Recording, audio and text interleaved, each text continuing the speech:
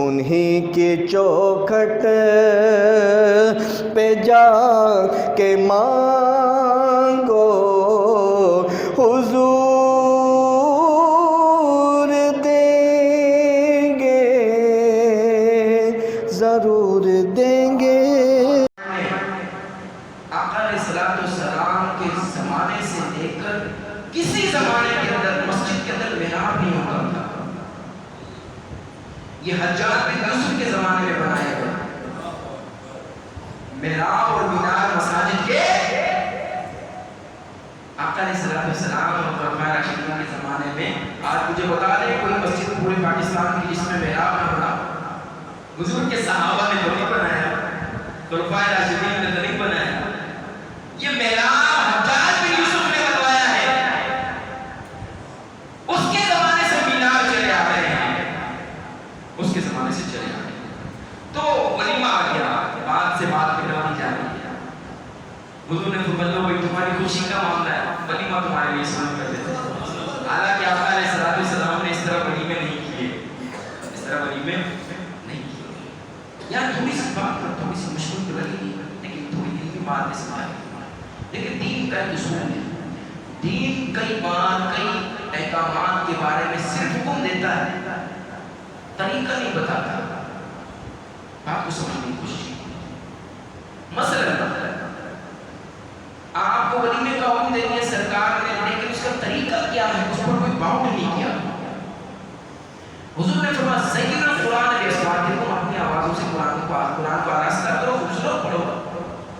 صحابہ کرام اس طرح سوا شرح نہیں پڑھتے تھے، سات انداز کے اندر الگ الگ قرآن ہیں، قاری کی ماسک کا لے جا گیا، پانی پتی لے جا گیا، ان میں بس آوازوں سے خوبصورت کرو۔ طریقہ چونکہ کس طریقے سے پڑھو، انداز کیا ہو، اس پر پابندی نہیں لگائی۔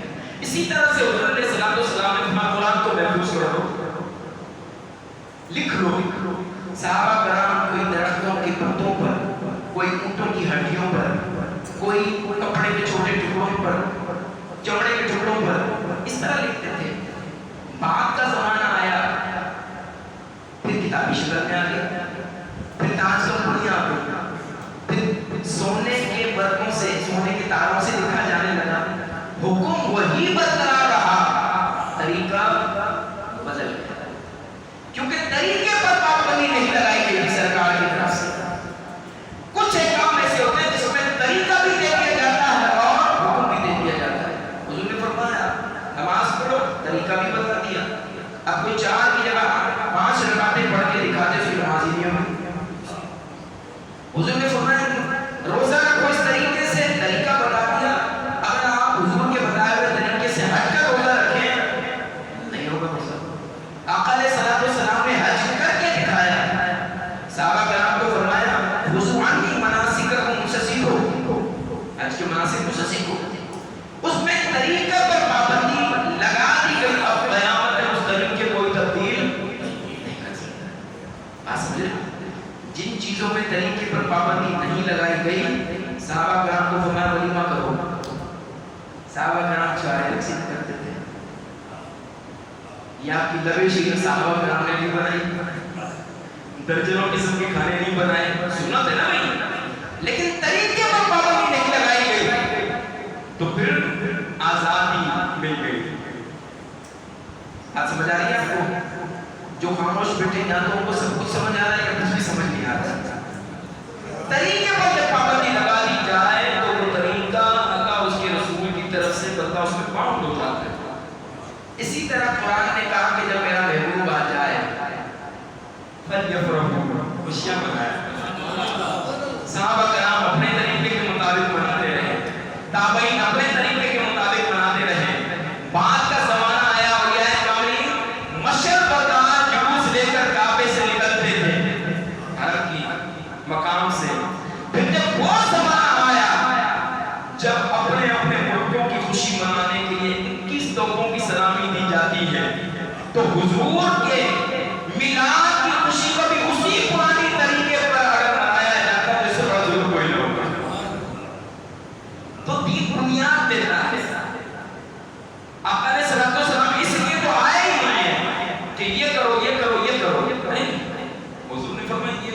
یہ نہ کرو، یہ نہ کرو، یہ نہ کرو. یہاں سے نکلے آپ باہر جہاں پر پارکنگ نہ کرنے کے لیے پابندی ہو وہاں پہ لکھا ہوتا ہے. اب آپ جگہ جگہ جا کر پوچھیں یہاں پر گاڑی پارک کر سکتے ہیں تو وہاں پر لکھا ہوا نہیں ہوتا. تو جہاں حضور کے میلاد کا حکم دے دیا، طریقہ اس لیے نہیں بتایا کہ زمانے بدلتے جائیں گے. اگر اس پر پابندی لگا دی تو سارے جشن اپنے اپنے دھوم دھام سے ہوتے رہیں گے. اللہ کے محبوب کا جشن پرانے طریقے سے ہوا تو یہ غلطی ہو جائے گی. میں خطیب نہیں ہوں، پر تو بہت سارے ہوتے ہیں جو کتوں کو جگا دیتے ہیں. میری تقریر تو شاید جاگے وہ کو سنا دیں 500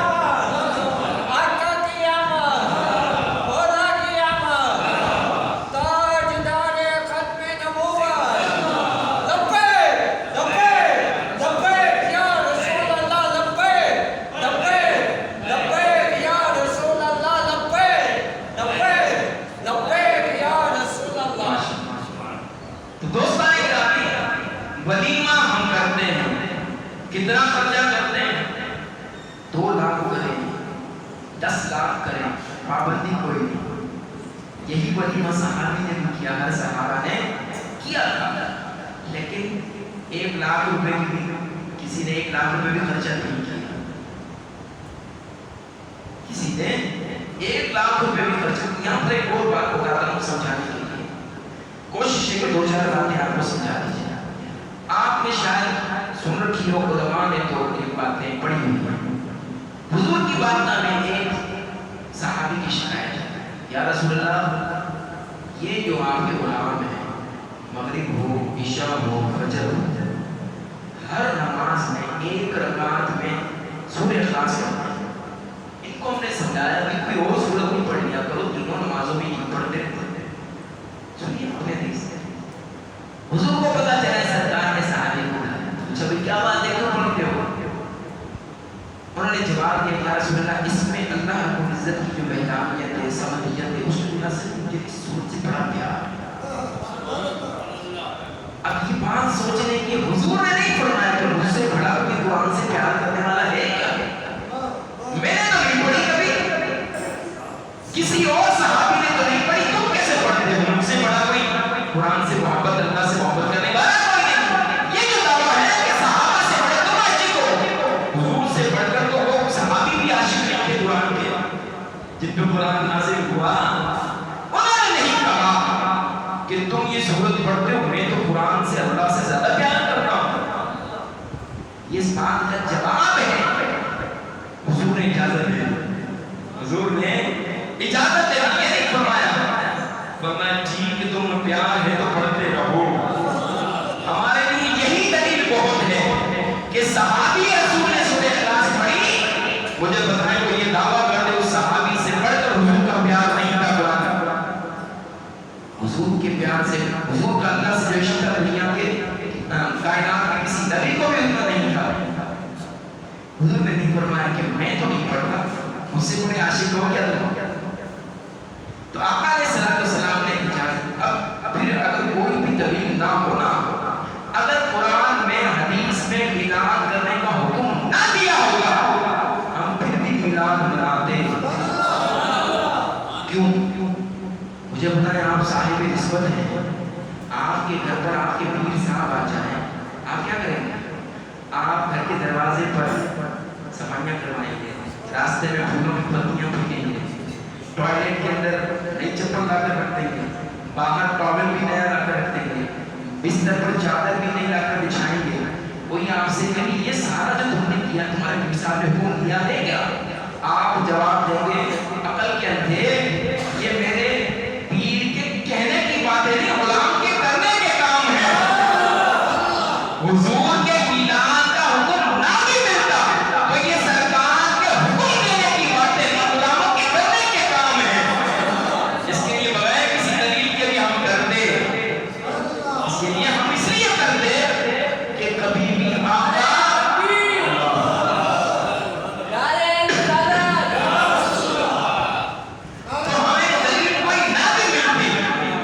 اب تو پھر بھی میلاد مناتے ہیں.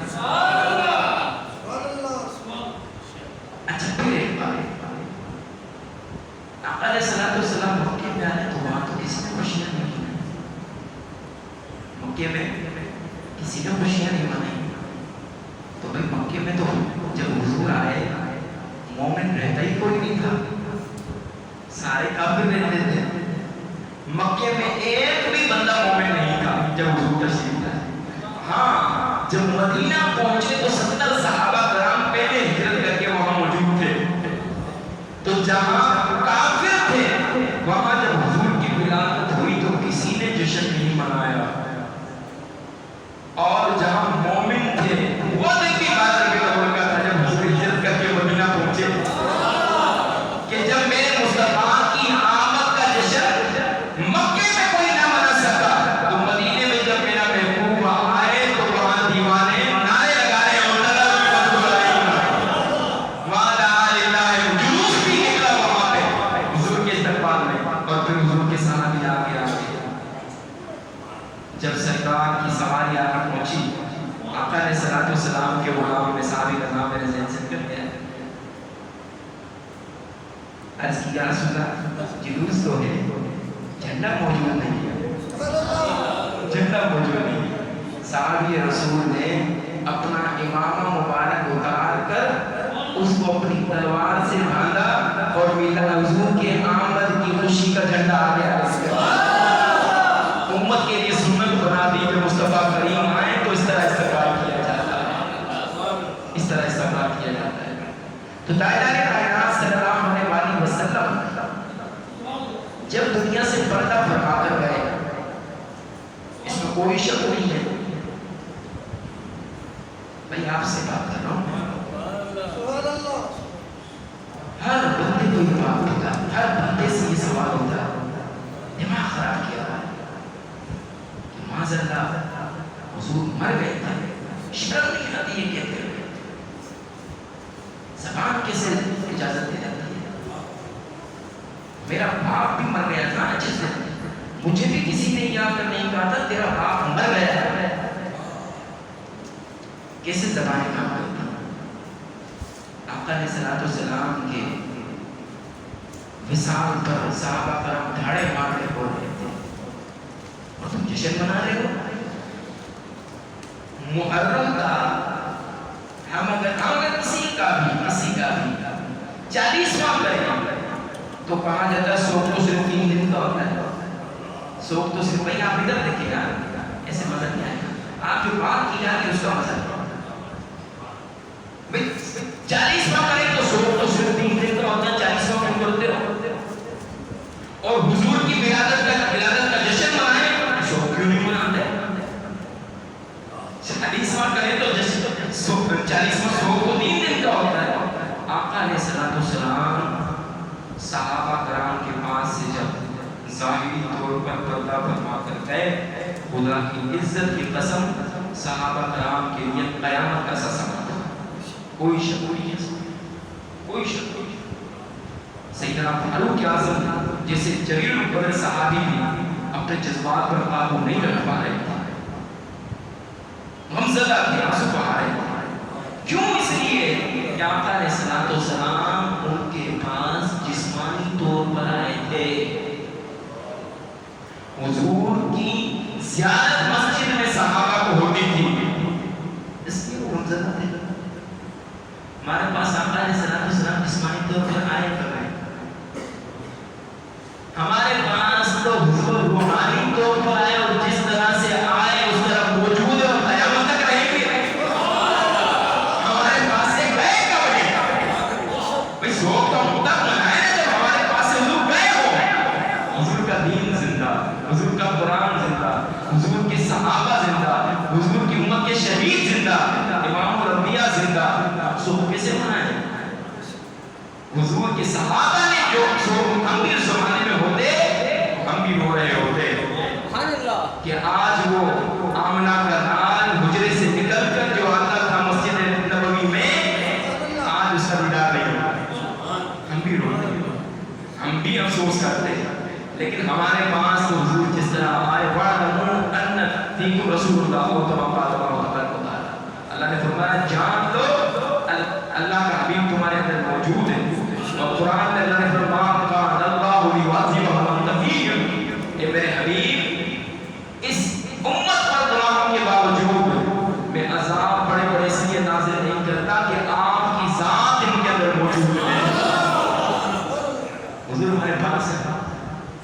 पास दिल तो हो ना। हज़रत आमिना रज़ी अल्लाह तआला अन्हा फरमाती हैं कि जब मेरे महबूब की विलादत हुई, मैंने देखा जिब्रील अलैहिस्सलाम 3 झंडे लेकर आए। मशहूर हदीस है, हर मकतब फिक्र से ताल्लुक़ रखने वाले लोग मानते हैं।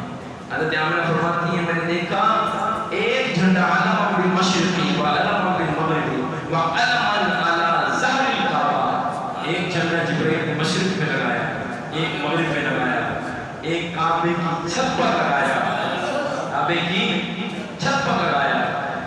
हर बंदा ये मानता है कि काबे की छत पर झंडा लगाया गया था। ये तो रिवायतों से साबित है। काबे की छत से झंडा उतारा गया है, कौन सी रिवायत से साबित है? ये कहां लिखा है कि वो जो झंडा हज़रत आमिना ने देखा था वो उतारा भी गया? काफिर को तो किसी ने को नजर नहीं आया, दूसरे दिन ये झंडा किसने लगा दिया?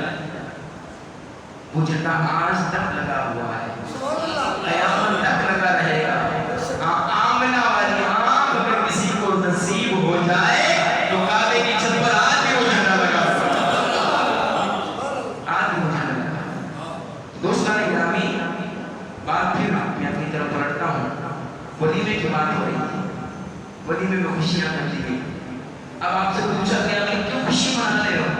जवाब मिला इसलिए कि हमारा जो छोटा बेटा है आज वो दूल्हा बना। इतने सारे खाने आज हमें इतना प्यार है अपने बच्चे से, इतना सब कुछ लुटा दिया, इतने महंगे महंगे खाने, इतने महंगे महंगे इंतजाम, इतना ज्यादा प्यार है, हमारा सब कुछ अपने बेटे के लिए। ये तो हमने कम किया, हम तो और करना चाहते हैं, सारा कुछ खर्चा कर दिया। क्यों? इसलिए कि औलाद से प्यार है। वो एक हदीस मैंने शुरू में सुनाई, जब आप उस वक्त वलीमा कर रहे थे, किसी ने पूछा इतना खर्चा क्यों कर रहे हो, पैसे बचा के रखो।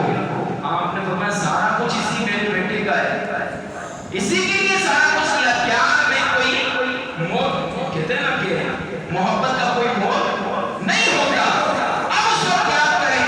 मदीने से आवाज आ रही है, ओ मेरे कलमा पढ़ने वालों, ला युमिनु अहदुकुम हत्ता अकूना अहब्बा इलैहि मिन वालिदिही व वलदिही वन नासि अजमईन।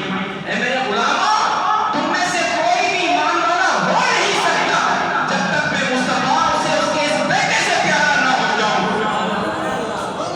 तो इमाम अहमद रज़ा के मानने वाले ये बात इसलिए मिलाद मनाकर बताना चाहते हैं कि सुन्नी इतना अपनी औलादों से प्यार नहीं करते जितना अपने आका से प्यार करते हैं। हम अपने बच्चों से इतना प्यार नहीं करते जितना अपने आका से प्यार करते हैं। तो दोस्तों, ये मोहब्बत किस को दे?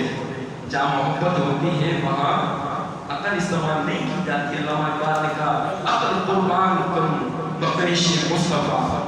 अकल को ना तोड़ो, अकल की तकलीफ है सारी चीजों को आप तोड़ोगे तो अकल का काम, तो अकल को तनकीद से फुर्सत नहीं, इश्क पर अमाल की बुनियाद रखा। मोहब्बत जब होगी फिर क्यों, क्या, कैसे, ये सारी बातें खत्म हो जाती हैं। सहाबा कराम को कभी सरकार ने नहीं फरमाया था, अल्लाह ने नहीं फरमाया था कि जब मेरे महबूब हजामत बनवाए तो तुम मेरे महबूब के बाल संभाल कर रखना, मेरा महबूब लुआब दहन धूके तो अपने चेहरे पर न लेना। नहीं, सिर्फ इसलिए अल्लाह को मालूम था मेरे महबूब के दीवाने हैं। हुजूर के सामने कोई काम हो, हुजूर की जिम्मेदारी बनती थी कि मना करें कि काम तुम गलत कर रहे हो। आका अलैहिस्सलाम ने सहाबा कराम जब अपने चेहरों पर हुदैबिया के मकाम पर हुजूर का लुआब दहन बल रहे थे, बल्कि रिवायतों में आता है ऐसा लगता था कि आपस में लड़ पड़ेंगे, ऐसे हाथ बढ़ा बढ़ा कर ले रहे थे। जिस सहाबी को लुआब दहन मुस्तफा नहीं मिल रहा था, वो दूसरे सहाबी की हथेली पर अपने हथेली लगाकर अपने चेहरे पर मर रहा था। हुजूर ने फरमाया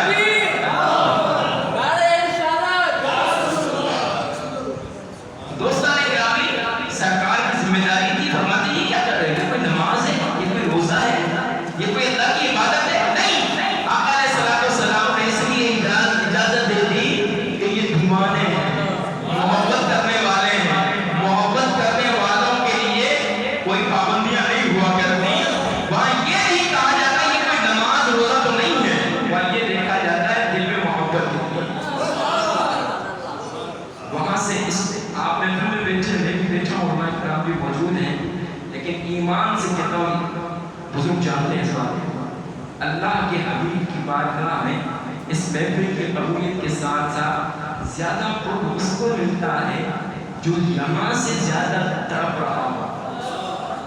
ہو سکتا ہے تقریر کرنے والا اپنی تقریر سنا کے چلا جائے اور ایک عام بندہ جو اس کے رسول میں تڑپ رہا ہو اس کے بیڑے پار ہو جائے.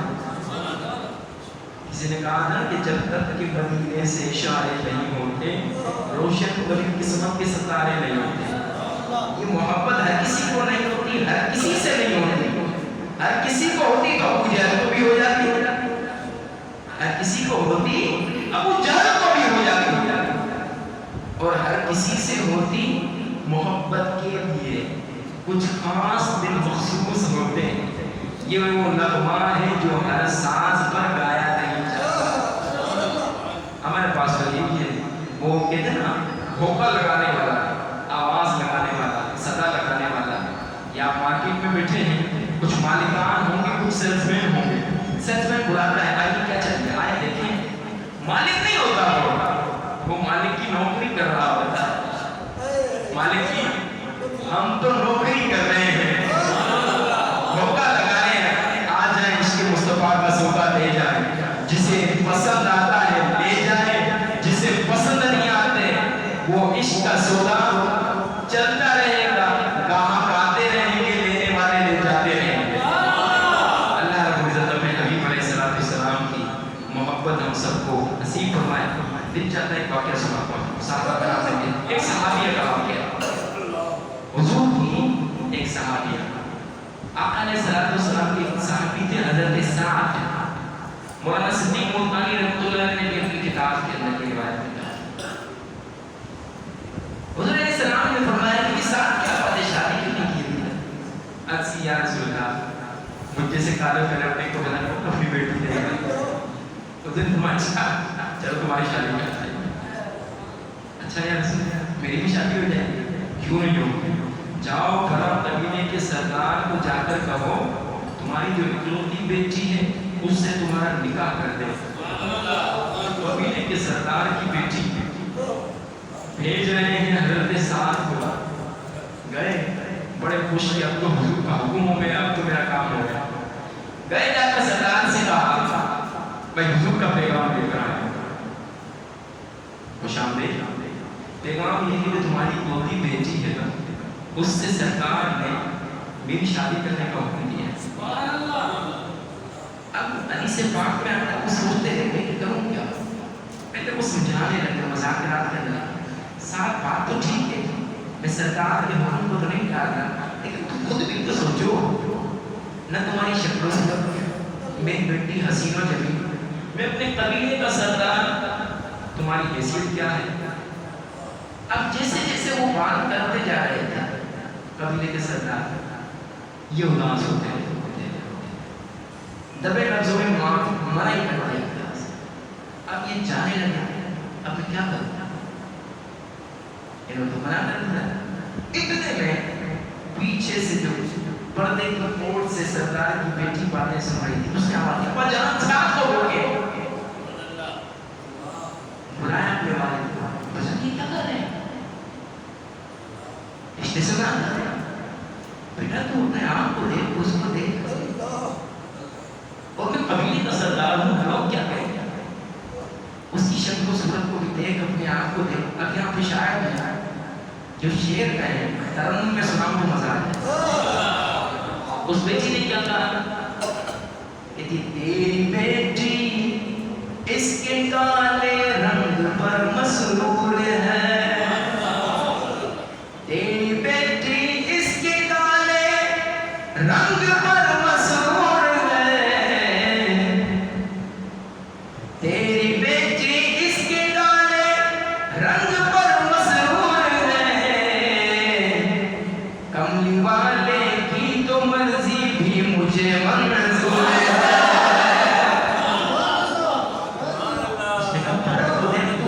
جلدی جذبات میں آ رہی ہے، شکل و صورت کھوپڑی دیکھیے تو اس کو دیکھا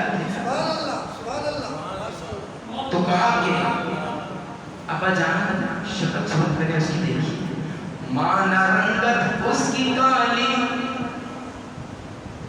حسن میں بھی ماند ہے، نہیں ہے حسن مانا رنگت اس کی کالی، حسن میں بھی ماند ہے، پر بھیجنے والا تو ابا چودھری کا چاند ہے،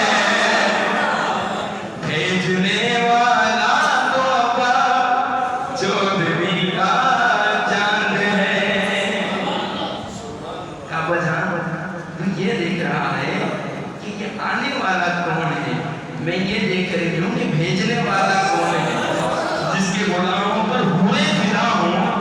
اب آپ سے منع کر رہے ہیں، جب باپ نے سنا تو باپ کی آنکھوں میں آنسو آ گئے اور کہا بیٹی اگر تو راضی ہے تو میرا باپ بھی اس پر راضی ہے۔ تو صحابہ نے، صحابیات نے حضور سے ٹوٹ ٹوٹ کر محبت کی، اللہ سے دعاؤں میں عشق رسول کی خیرات مانگا کرو۔ عمل میں کھوٹ ہوتا ہے، نمازوں میں کھوٹ ہوتا ہے، عشق کا سکہ کبھی کھوٹا نہیں ہوتا ہے، عشق کا سکہ کبھی کھوٹا ہوتا ہے، یہ سکہ چلتا ہی چلتا ہے۔ نمازوں کی گارنٹی ہے، مجھے تو نہیں ہے، اللہ رسول کی عزت کی قسم مجھے تو نہیں ہے۔ ہمارے پاس دو نسبتیں، ایک اللہ کے حبیب کے در کی نوکر خیرات تقسیم کرنے، دوسرا اس کے محبوبوں کے محبوبوں کا دامن پکڑا ہوا ہے کہ یہ چرا کے یہ بچائیں گے، ورنہ ہمارے اعمال ہم جانتے ہیں کیا ہے، یہ تو اس کا کرم ہے کہ اس نے ہمیں نسبتوں سے نواز دیا، یہ تو اس کی مہربانی ہے۔ ہم بس وہ ایک لائن میں لگے ہوئے ہیں، لائن میں تجھ سے در، در سے سگ، سگ سے ہے مجھ کو نسبت۔ یہ جو بجلی چل رہی ہے نا، اس کا تار میٹر سے، میٹر کا تار ٹرانسفارمر سے، ٹرانسفارمر کا گریڈ اسٹیشن سے، گریڈ اسٹیشن کا ہیڈ آفس سے، یہ بجلی اس طرح آ رہی ہے۔ ڈائریکٹ کوئی تار جا کر گریڈ اسٹیشن کو لگا دے، برداشت نہیں کر سکتا۔ ہم نے یہ تار جوڑے ہوئے، تجھ سے در، در سے سگ، سگ سے ہے مجھ کو نسبت، میری گردن میں بھی ہے دور کا ڈورا سے، اور اس نشانی کے جو سگ ہیں نہیں مارے جاتے، حشر تک میرے گلے میں رہے پکاتے۔ اللہ پاک کی عزت کی قسم اتنا یقین ہے، جب قیامت کا دن ہوگا تو میرے محبوب کے جو پیارے غلام ہیں وہ کہیں گے یا رسول اللہ وہ ہے جو آپ کے غلام کو اپنی باتیں بتاتا تھا۔ بس اللہ تعالیٰ ایسی غلامی کو قبول کرنے سے بڑی بزرگ ہے۔ اللہ پاک حضور علیہ الصلوۃ والسلام کے خیرات نصیب فرمائے، حضور کی محبت نصیب فرمائے۔ اس طرح یہاں بیٹھے ہیں اس محفل کے صدقے، کاش وہ لکھ جائے حضور کی جانی مبارک کے سامنے بیٹھ کے میدان میں